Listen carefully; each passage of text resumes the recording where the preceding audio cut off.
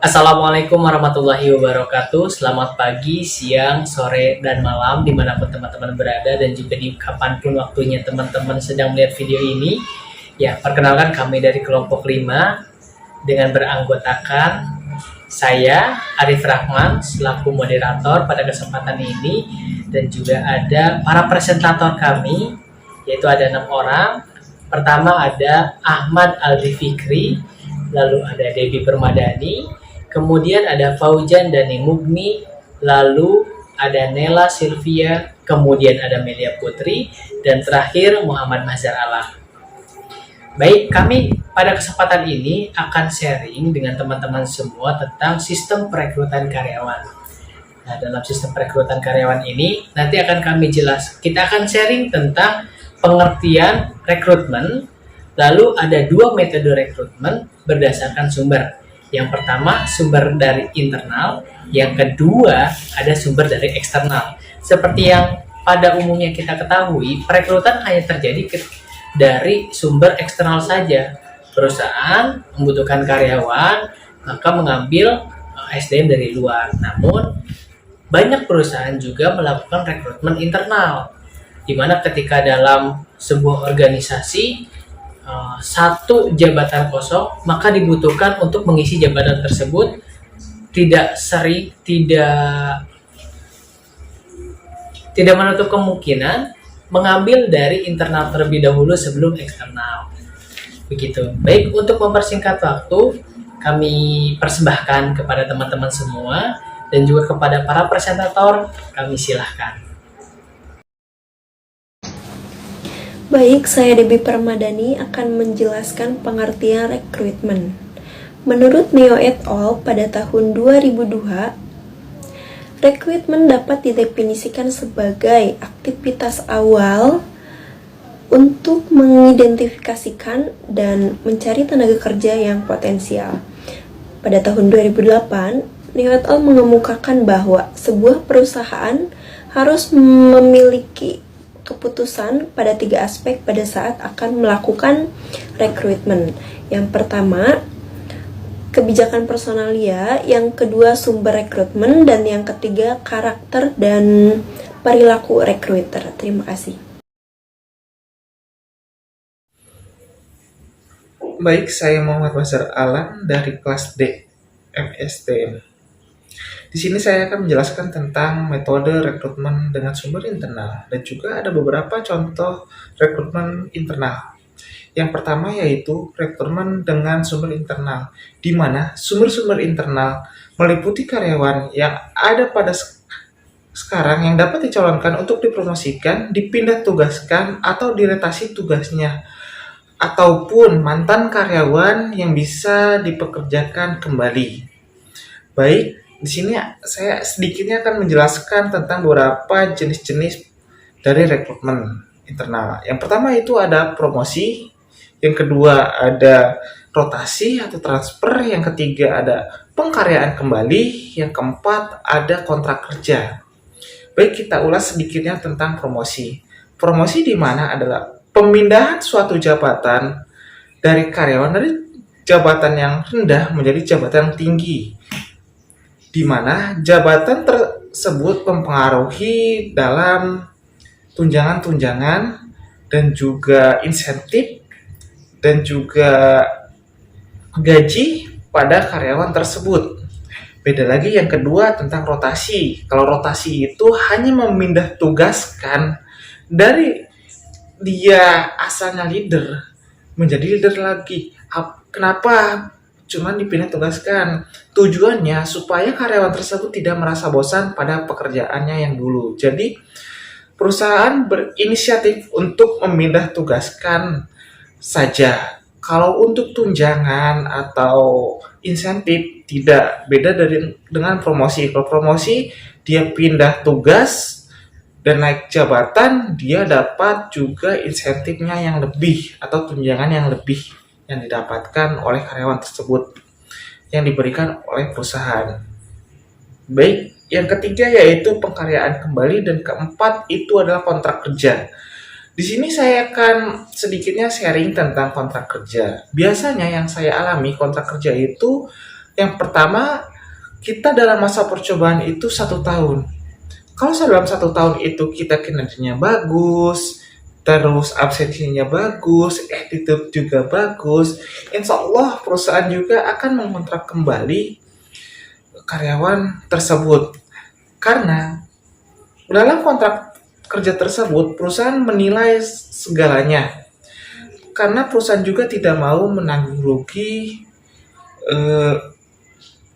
apa yang sudah dia sepakati. Jadi dalam masa percobaan itu, masa kontrak, sebaiknya karyawan yang masih masa kontrak diusahakan bekerjanya itu lebih giat, lebih bagus, lebih inisiatif, lebih inovatif, supaya dia bisa diangkat menjadi karyawan tetap dalam perusahaan tersebut.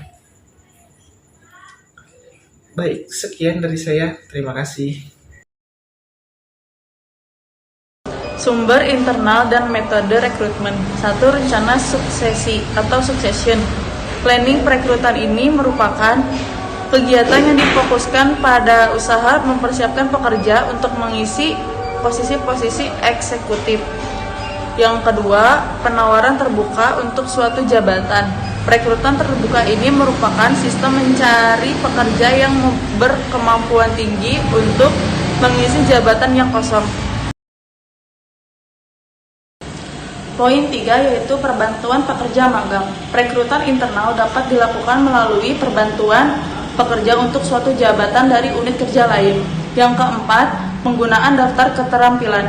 Daftar keterampilan berisi informasi tentang keterampilan karyawan yang dimiliki perusahaan.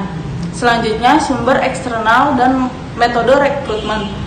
Sumber rekrutmen eksternal meliputi individu-individu yang saat ini bukan merupakan anggota organisasi.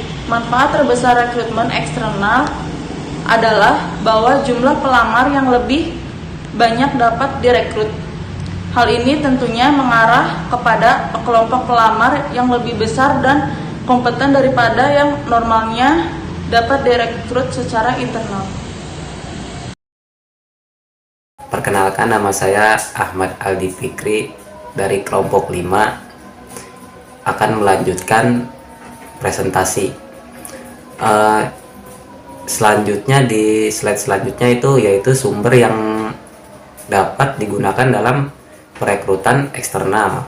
Salah satunya itu ada lembaga pendidikan, ada teman atau anggota keluarga karyawan, bisa lamaran terdahulu, atau agen tenaga kerja karyawan perusahaan lain, asosiasi profesi, maupun bisa melalui outsourcing. Lalu slide selanjutnya yaitu kebiasaan pencari kerja. Pada satuan kerja yang mengelola sumber daya manusia biasanya terdapat sekelompok pegawai yang tugas utamanya adalah melakukan rekrutmen. Mereka adalah tenaga spesialis yang memahami berbagai segi proses rekrutmen. Sebagai tenaga spesialis atau para pencari kerja, mereka diharapkan untuk mampu bertindak dan berpikir rasional. Kebiasaan para pencari kerja ini ada segi positif dan negatifnya. Perkenalan, nama saya Melia Putri, saya di kelas MN19I. Di sini saya akan menjelaskan tentang karakter dan perilaku rekruter atau orang yang merekrut. Di sini ada beberapa aspek yang berpengaruh pada hasil rekrutmen, yaitu adalah rekruter, termasuk karakteristik dan cara ia berperilaku. Rekruter mempengaruhi wujud dasar baik lowongan pekerjaan maupun pelamar yang dihasilkan. Berikut beberapa fakta terkait pengaruh karakteristik dan perilaku rekruter terhadap kegiatan rekrutmen. Nah, di sini yang pertama ada pelamar cenderung menanggapi lebih positif apabila rekruter adalah orang yang sedang menjabat suatu pekerjaan di perusahaan tersebut atau seorang manajer perusahaan. Selanjutnya, pada umumnya, pelamar menanggapi lebih positif terhadap rekruter yang mereka rasa ramah dan banyak memberikan penerangan. Nah, untuk mempengaruhi apakah pelamar akan mengambil pekerjaan tersebut atau tidak, rekruter biasanya tidak sepenting kebijakan personalia perusahaan. Hal tersebut dikarenakan kebijakan personalia berpengaruh langsung terhadap job futuresnya. Nah, melalui cara-cara yang disebutkan tadi, rekruter dapat membuat perusahaan memiliki kesempatan yang cukup besar untuk berkompetisi dengan perusahaan lain dan mendapatkan sumber daya manusia yang berkualitas.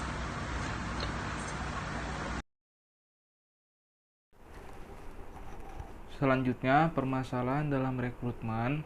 Kendala-kendala yang biasa dihadapi dalam hal merekrut pegawai atau karyawan yang akan ditempatkan dalam sebuah organisasi atau perusahaan antara lain bersumber dari organisasi yang bersangkutan, kebiasaan pencari tenaga kerja, dan faktor eksternal dari lingkungan.